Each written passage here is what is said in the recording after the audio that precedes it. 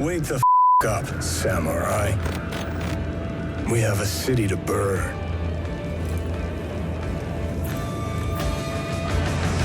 Hello indie game fans, with the impending release of Cyberpunk 2077, I thought we'll take a look at 15 of the best indie and not so indie titles that have evoked this setting very well. One of the best visual novel bartending simulator games is Valhalla, the self-styled booze 'em up about waifus, technology, and post-dystopia life.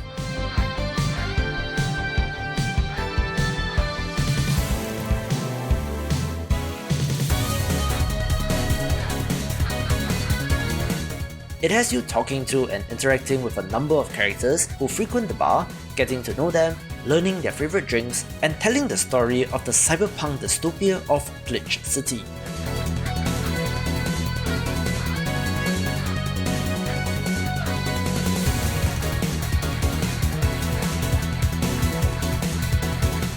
While it is one of the most gorgeous, well-written and well-received games on the list, I guess that the layer of abstraction of not being able to experience the city for yourself is my main gripe with it, but nonetheless an excellent title.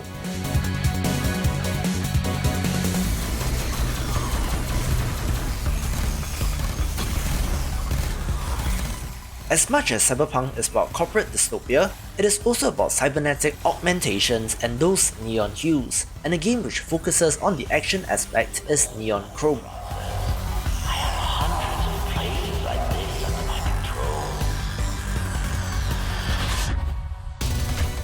It's an action roguelite back before roguelites were cool, with a neat environmental destruction mechanic.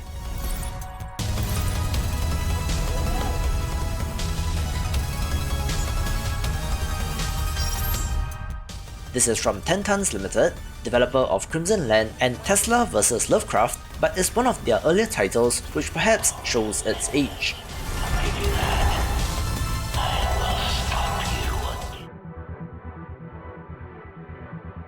Adventure games are perhaps the genre to do Cyberpunk, since it allows you to explore the complexities and nuances of a cyberpunk world while allowing you the time to essentially stop and stare. And if you love the genre, Technobabylon is not to be missed. It takes place in an almost Minority Report style world where an omnipresent AI and the all-seeing police tracks everyone. This follows 3 characters and their struggles in this world. It's very cleverly written and has that classic LucasArts adventure game look and is one of the best in the genre. Attention citizens, curfew is now in effect in all Class C districts. The year is 2084. If they told me what the world would become, I would not have believed them. Hey! Just need to ask you a few questions. The not-so-indie cyberpunk horror title Observer System Redux just got a recent remaster for the new console generation, bringing with it fancy new graphics but the same horrifying experience. Much like The Matrix, people have pods on their heads, and you play as a detective with the ability to jack into the minds of the dead and dying, observing their thoughts, fears and obsessions, where you try to find clues to hunt down a killer. Gives me the creeps just thinking about this, and I cannot miss for horror game fans. Extraction procedure offline. Offline. My name is Daniel Lazarti. I'm an observer. A very common trope in cyberpunk fiction is that of people jacked into the system, high out of their minds, such as in Batman Beyond with virtual reality, and a game set just on the brink of that is the Red Strings Club.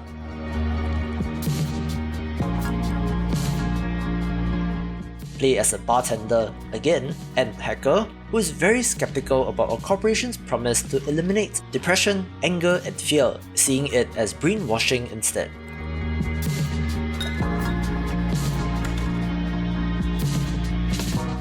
As such, do what you can to pull the figurative strings to bring the system down. This game questions seemingly basic concepts like happiness, which I suppose is part of the human condition, wrapped up with a pleasant pixel art style and some non-typical game mechanics.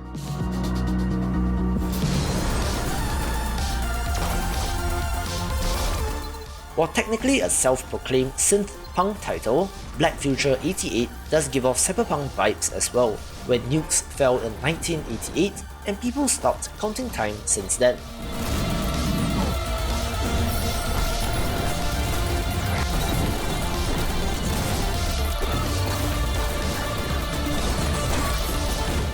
It is up to you to ascend an ever-changing tower to take out the architect that caused all of this, and you do have to do so before your heart explodes.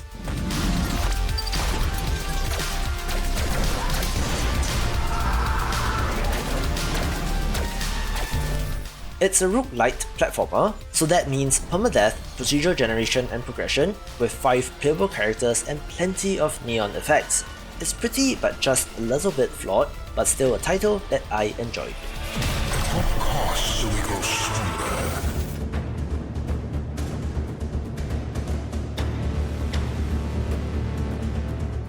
Add one more horror title to the list with Sense, a cyberpunk ghost story, set in 2083 New Hong Kong, where a cybernetically enhanced woman finds herself trying to unravel a mystery.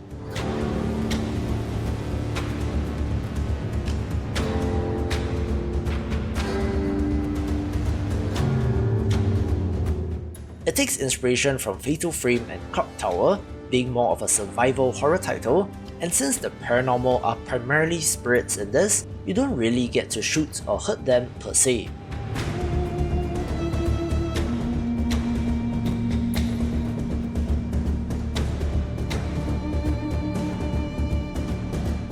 Awesome, creepy atmosphere which works with the art style, although in contrast, there are some titillating elements like the character design which may seem a little out of place to some.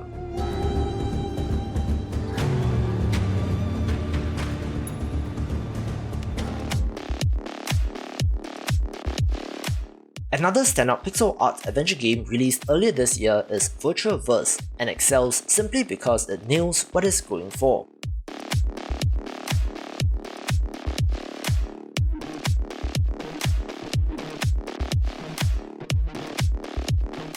Search for your missing girlfriend in a world filled with technomancers and crypto shamans, where our protagonist has decided to be off the grid, so to speak, but uses a hacked AVR headset which enables him to see reality.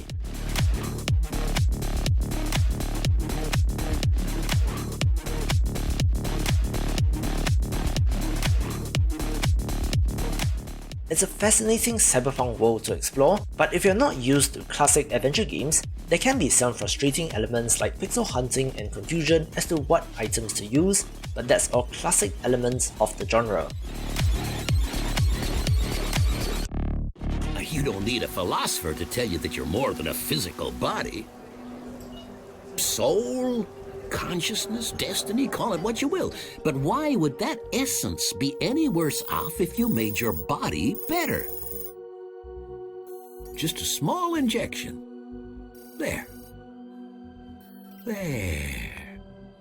You should be feeling drowsy already. Don't worry, you're quite safe here with me. Relax now. When you wake up, you'll be a new woman.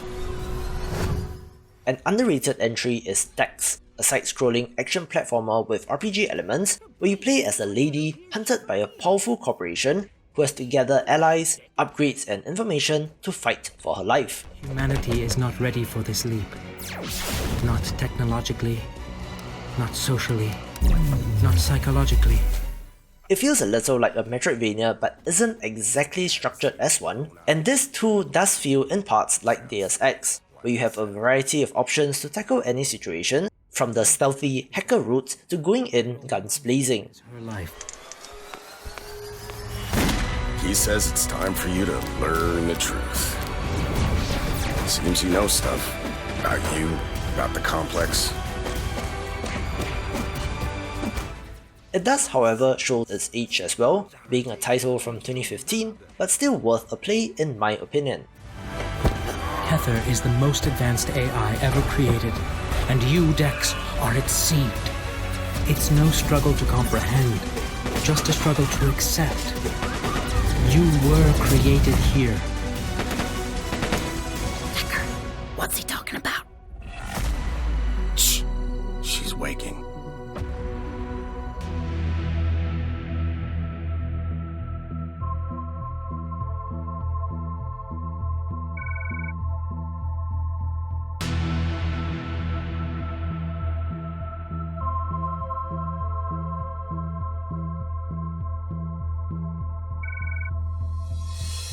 One of the most stylish and interesting entries in the genre is Satellite Raid, a squad-based real-time tactics title where you control a squad of 4 agents fighting against the corporation. But it is not all altruistic, but rather a power grab to take control.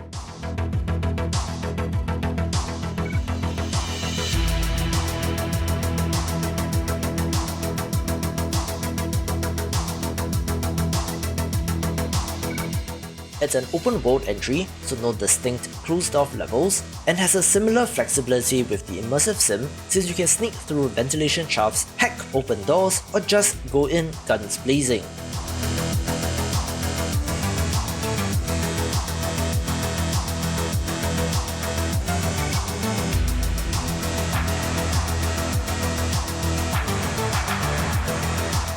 Some people have likened this to Syndicate, but I'm not too familiar to make that comparison, but quite the impressive looking game considering this too is from 2015. It's 2054 and the world has changed. Gone to hell, more like. We kick off the top 5 with the not-so-indie Shadowrun trilogy, where you can take your pick between Returns, Dragonfall and Hong Kong, where I think that the middle entry was best received. This is based on the pen and paper RPG of the same name, but translated beautifully into a video game, with the character building and classless skill system being especially of interest.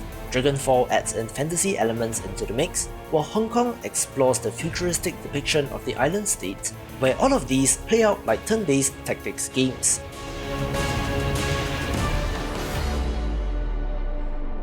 Where am I? You're on an Imperial Zeppelin. Wait, are you in my head? Calm down, human. My name is Artenak. We're traveling to the prison island of Peh to find someone. So I'm a prisoner now. Great.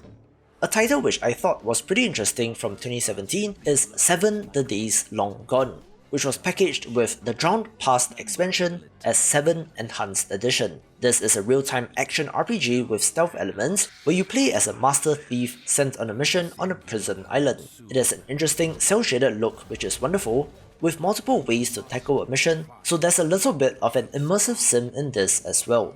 It's not perfect, but I think that it's totally worth a play, and while it is not that classic neon cyberpunk, this does have the combination of low life and high tech, as per the Wikipedia definition, so it counts in my book. For Podquisition listeners, you may be interested to know that Gavin Dunn, aka Miracle of Sound, did do a song for this game, so there's a little trivia for you.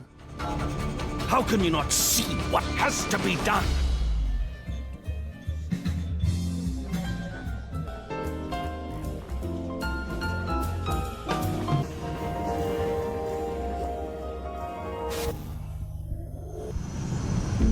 From non-neon to very neon, Tales of the Neon Sea is a side-scrolling adventure game set in a cyberpunk world where humans and robots live side by side.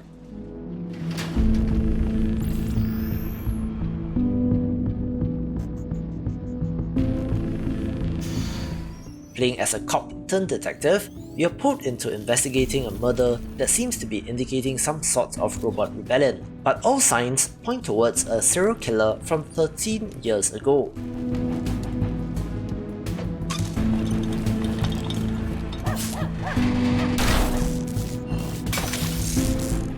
It has one of the most gorgeous pixel art styles that I've ever seen, being intricately detailed even if the bloom is turned on a little too high, and rather than being a scum engine type adventure game where you tend to trial and error with items, this is more puzzle focused, which is a nice change.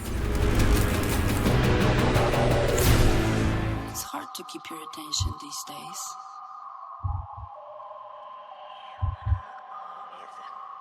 Still with me? Good. One of the most stylish cyberpunk games in existence is Ruiner, set in 2091 in a cyber metropolis, where you play as a psychopath lashing out against the system, with an arsenal of weapons and augmentations at your disposal.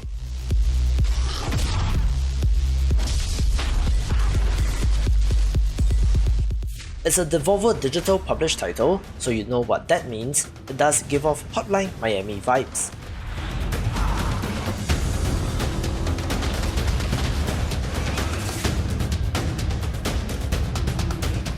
There have been a couple of free updates as well, so even if you have played this, do go back and give this a look. Uh-oh.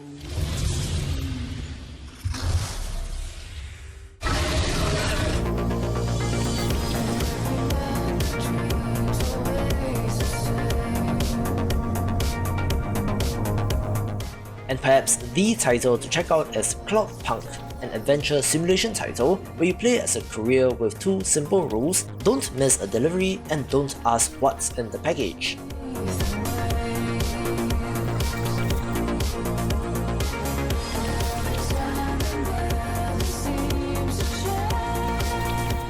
This has you exploring the voxel cyberpunk metropolis of Nivalis, which has a nice sense of verticality, and they did recently add a first-person mode which makes it even more immersive.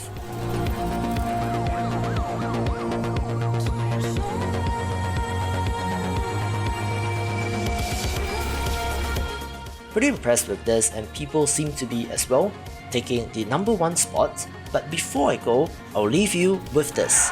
You're breathtaking! You're all breathtaking! To see more of the big picture, check out these awesome videos, and I will see you after the jump.